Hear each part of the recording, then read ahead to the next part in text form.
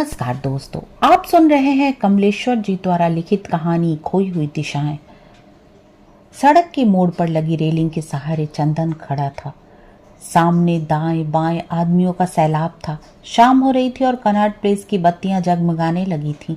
थकान से उसके पैर जवाब दे रहे थे, कहीं दूर आया गया भी तो नहीं।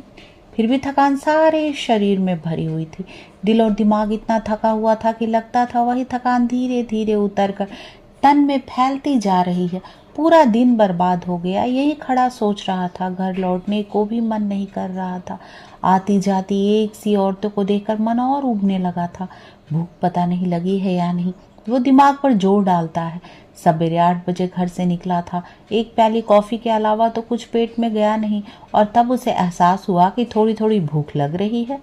दिमाग और पेट का साथ ऐसा हो गया है कि भूख भी सोचने से लगती है। निगाह दूर आसमान पर अटक जाती है, जहां चीलें उड़ रही थी और मौजे की शक्ल में कटा हुआ आसमान दिखाई दे रहा है। उस गंदले आसमान के नीचे जामा मस्जिद का गुंबद और मीनार दिखाई पड़ रही हैं। उसकी नोकें बड़ी अजीब सी लग रही हैं। पीछे वाली दुकान के बाहर चोलियों का विज्ञापन है। रीगल बस स्टॉप के नीम के पेड़ के से धीरे धीरे पत्तियां झड़ रही हैं। बसें जू जू करती आती हैं, एक क्षण ठिठकती हैं, एक ओर से सवारियों को उगलती हैं और दूसरी ओर से निकलकर आगे बढ़ जाती हैं। चौराहे पर बत्तियां लगी हैं। बत्तियों की आंखें लाल पीली हो रही हैं। आसपास से सैकड़ों लोग गुजरते हैं, पर कोई उसे नहीं पहचानता। हर आदमी या औरत लापरवाही से दूसरे को नकारता या झूठे दर्द में डूबा हुआ गुजर जाता है। और तब उसे अपना वह शानदार शहर याद आता है, जहां से 3 साल पहले वह चला आया था। गंगा के सुनसान किनारे पर भी अगर कोई अनजान मिल जाता तो उसकी नजरों में पहचान की एक झलक तैर जाती थी। और यह राजधानी, जहां सब अपना है, अपने देश का है, पर कुछ भी अपना नहीं है, अपने देश का नहीं है। तमाम सड़कें हैं जिन पर वह जा सकता है, लेकिन वे सड़कें कहीं नहीं पहुंचाती। उन सड़कों के किनारे पर हैं बस्तियां, पर किसी भी घर में वह नहीं जा सकता। उन घरों के बाहर फाटक हैं जिन पर कुत्तों से सावधान रहने की चेतावनी है, फूल तोड़ने की मनाही है और घंटी बजाकर इंतजार करने की मजबूरी है। घर पर निर्मला इंतजार कर रही होगी। वहां पहुंचकर भी पहले मेहमान की तरह कुर्सी पर बैठना होगा, क्योंकि बिस्तर पर कमरे का पूरा सामान सजा होता है और वह हीटर पर खाना पका रही होगी। उन्मुक्त होकर वह हवा के झोंके की तरह कमरे में घुस भी नहीं सकता और न उसे बाहों में लेकर प्यार ही कर सकता है, क्योंकि गुप्ता जी अभी मिल से लौटे नहीं होंगे और मिसेस गुप्ता बेकरी में बैठी गप लड़ा रही होंगी या किसी स्वेटर की बुनाई सीख रही होंगी। अगर वह चला भी गया तो कमरे में बहुत अदब से घुसेगा, फिर मिसेस गुप्ता से इधर उधर की 2-4 बातें करेगा। तब बीबी खाना खाने की बात कहेगी और खाने की बात सुनकर मिसेस गुप्ता घर जाने के लिए उठेंगी। और फिर उसके बाद बड़ी खिड़की का पर्दा खिसकाना पड़ेगा, किसी बहाने खुराना की तरफ वाली खिड़की को बंद करना पड़ेगा, घूमकर मेज के पास पहुंचना होगा और तब पानी का एक गिलास मांगने के बहाने वो पत्नी को बुलाएगा और तब उसे बाहों में लेकर प्यार से यह कह सकने का मौका आएगा, बहुत थक गया हूँ। लेकिन ऐसा होगा नहीं। इतनी लंबी प्रक्रिया से गुजरने के पहले ही उसका मन झुंझला उठेगा और वह कहने पर मजबूर हो जाएगा, अरे भाई, खाने में कितनी देर है। सारा प्यार और समूची पहचान न जाने कहाँ छिप चुकी होगी। अजीब सा बेगानापन होगा। बेकरी वाले के यहाँ से भर्राई आवाज में रेडियो गा रहा होगा और गुलाटी के थके कदमों की खोखली आवाज जीने पर सुनाई पड़ेगी। गली में कोई स्कूटर आकर रुकेगा और उसमें से कोई बिन पहचाना आदमी किसी और के घर में चला जाएगा। मोटरों की मरम्मत करने वाले गैरेज का मालिक सरदार चाबियां लेकर घर जाने के इंतजार में आधी रात तक बैठा रहेगा, क्योंकि उसे 15 साल पुराने मैकेनिक पर शायद विश्वास नहीं है और सामने रहने वाले बिशन कपूर के आने की आहट भर मिलेगी। पिछले 2 साल से उसने सिर्फ अपने नाम की प्लेट देखी है, बिशन कपूर जर्नलिस्ट, और उसकी शकल के बारे में वह सिर्फ यह जानता है कि सामने वाली खिड़की से जब बिजली की रोशनी छनने लगती है और सिगरेट का धुआं सलाखों से लिपट लिपट कर बाहर के अंधेरे में डूब जाता है, तो बिशन कपूर नाम का एक आदमी भीतर होता है। और जब उसकी खिड़की के नीचे अंडे का छिलका, डबल रोटी का रैपर और जली हुई सिगरेटें, तीलियां और राख बिखरी हुई होती हैं, तो बिशन कपूर नाम का आदमी जा चुका होता है। सोचते सोचते उसे लगा कि मोजे की बदबू और भी तेज होती जा रही है, और जब रेलिंग के पास खड़ा रहना मुश्किल है, जेब से डायरी निकालकर उसने अगले दिन ही मुलाकातों के बारे में जान लेना चाहा। अंग्रेजी दैनिक में पहले फ़ोन करना है, फिर समय तय करके मिलना है, रेडियो में एक चक्कर लगाना है, पिछला चेक रिजर्व बैंक से कैश कराना है और घर एक मनी ऑर्डर भेजना है। कल का पूरा वक्त भी इसी में निकल जाएगा, क्योंकि अखबार का संपादक परिचित नहीं है जो फौरन बुला ले और खुलकर बात कर ले और कोई बात तय हो जाए।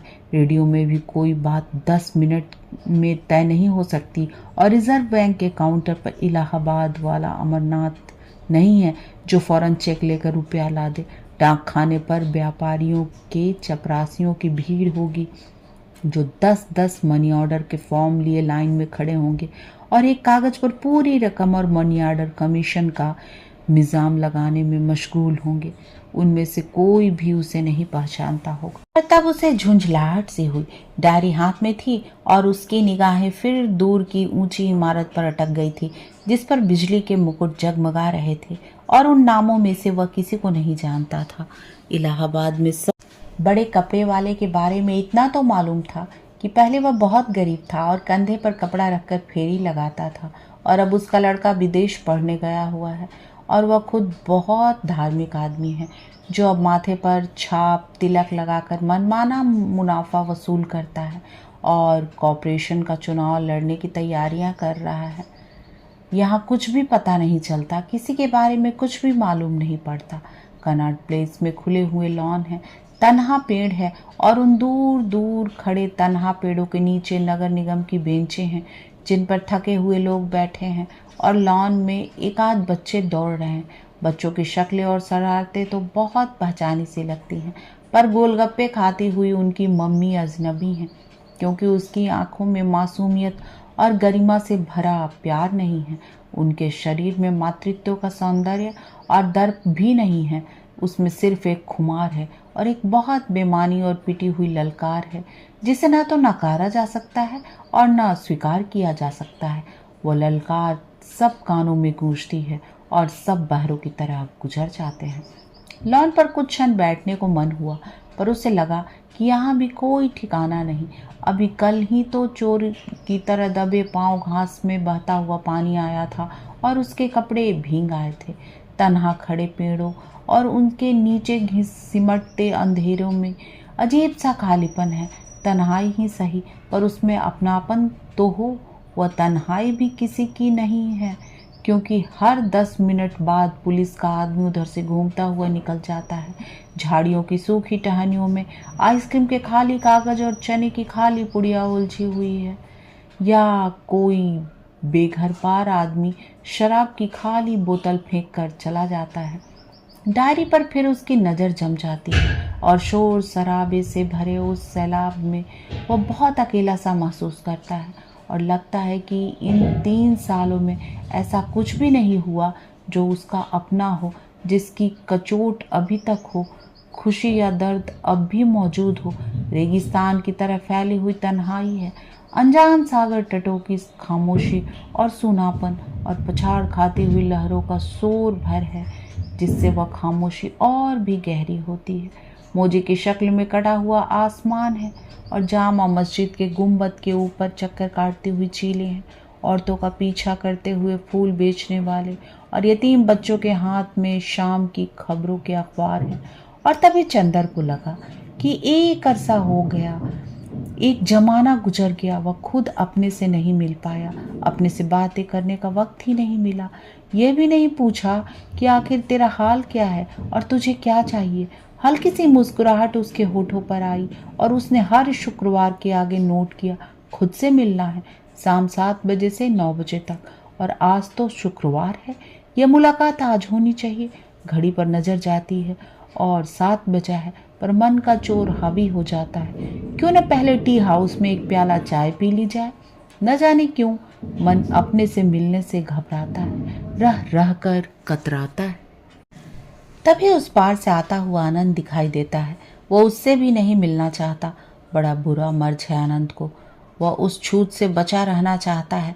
आनंद दुनिया में दोस्त खोजता है, ऐसे दोस्त जो जिंदगी में गहरे न उतरे पर उसके साथ कुछ देर तक रहें और बात कर सके। उसकी बातों में अजीब सा बनावटीपन है, वो बनावटीपन जो आदमी किताबों से सीखता है और उसे लगता है कि वही बनावटीपन खुद उसमें भी कहीं ना कहीं है।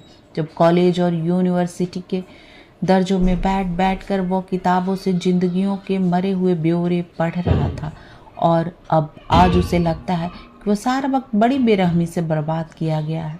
उसने उस खंडहर में समय बर्बाद किया जिसकी कथाएं अधपढ़े गाइडों की जबान पर रहती है, जो हर बार उन मरी हुई कहानियों के हर दर्शक के सामने दोहराए जाते हैं। यह दीवाने खास है, जरा नक्काशी देखिए, यहाँ हीरे जवाहरातों से जड़ा सिंहासन है, यह जनाना हमाम है और यह वह जगह है जहाँ से बादशाह अपनी रियाया को दर्शन देते थे। यह महल सर्दियों का है, यह बरसात का, और वह हवादार महल गर्मियों का। और इधर आइए संभल के, यह वह जगह है जहाँ फांसी दी जाती थी। लगा जिंदगी के 25 साल वो इन गाइडों के साथ खंडहर में बिताकर आया है और जिनकी जीवंत कथाओं को वह कभी नहीं जान पाया। सिर्फ दीवाने खासों से दिखाया गया, नक्काशी दिखाई गई और जनाने हमाम में घुमाकर गाइड ने उसे फांसी वाले अंधेरे और बदबूदार कमरे में छोड़ दिया, जहां चमगादड़ लटके हुए बिलबिला रहे थे और एक बहुत पुरानी ऐतिहासिक रस्सी लटक रही है जिसका फंदा गर्दन में कस जाता है और आदमी झूल जाता है और उसके बाद अंधे कुएं में फेंकी गई सिर्फ वे लाशें रह जाती हैं। उनमें और उसमें कोई अंतर नहीं है और आनंद भी उनसे अलग नहीं है। चंदर कतरा जाना चाहता था क्योंकि आनंद आते ही किताबी तरीके से कहेगा, यार तुम्हारे बाल बहुत खूबसूरत हैं, ब्रिल क्रीम लगाते हो, लड़कियां तो तबाह हो जाती होंगी। और तभी चंदर को सामने पाकर आनंद रुक जाता है। हेलो, यहाँ कैसे? क्यों लड़कियों पर जुल्म ढा रहे हो? सुनकर उसे हंसी आ जाती है। किधर से आ रहे हो? डायरी जेब में रखते हुए पूछता है। आज तो यूं ही फंस गए, आओ एक प्यारी कॉफ़ी हो जाए, आनंद कहता है। फिर एक क्षण रुककर वो दूसरी बात सुझाता है, या और कुछ। चंदर इसका मतलब समझकर न कह देता है। वो जोर देता है, चलो फिर आज तो हो ही जाए, क्या रखा है इस जिंदगी में। कहते हुए वो झूठी हंसी हंसता है और धीरे से हाथ दबाकर पूछता है, please if you don't mind, कुछ पैसे हैं? उसके कहने में कोई हिचक नहीं है और न उसे शर्म ही आती है। बड़ी सीधी सी बात है, पैसे कम है। अच्छा पार्टनर, मैं अभी इंतज़ाम करके आया, ये विश्वास को गहराता हुआ कहता। यहीं रुकना, चले मत जाना। और वो जाता है तो फिर नहीं आता। चंदर यह पहले से जानता है। कुछ देर बाद वो टी हाउस में घुस जाता है और मेजों के पास चक्कर काटता हुआ कोने वाले काउंटर से सिगरेट का पैकेट लेकर एक मेज पर जम जाता है। हेलो, कोई एक अधजाना चेहरा कहता है। बहुत दिनों बाद इधर आना हुआ और वह भी वहीं बैठ जाता है। दोनों के पास बात करने के लिए कुछ भी नहीं है। टी हाउस में बेपनाह शोर है, खोखली हंसी के ठहाके हैं और दीवार पर एक घड़ी है जो हमेशा वक्त से आगे चलती है। 3 रास्ते बाहर से आने और जाने के लिए हैं और चौथा रास्ता बाथरूम जाता है। बाथरूम के पॉट्स में फिनाइल की गोलियां पड़ी हैं और गैलरी में एक शीशा लगा हुआ है। हर वो आदमी जो बाथरूम जाता है उस शीशे में अपना मुंह देखकर लौटता है। गिलार्ड में डिनर डांस की तैयारी हो रही है। कुर्सियों की 3 कतारें बाहर निकाल कर रख दी गई हैं। उधर वोल्गा पर विदेशियों की भीड़ बढ़ रही होगी और तभी एक जोड़ा भीतर आता है। महिला सजी धजी है और जोड़े में फूल भी हैं। आदमी के चेहरे पर अजीब सा गरूर है और वो दोनों फैमिली वाली सीट पर आमने सामने बैठ जाते हैं। बैठने से पहले उनमें कोई ताल्लुक नजर नहीं आ रहा था, सिर्फ इतना भर कि वो महिला बैठने के लिए मुड़ी थी तो साथ वाले आदमी ने उसकी कमर पर हाथ रखकर सहारा दिया था। इतना सा साथ था दोनों में। आज के लिए बस इतना ही, तब तक के लिए आज्ञा दीजिए।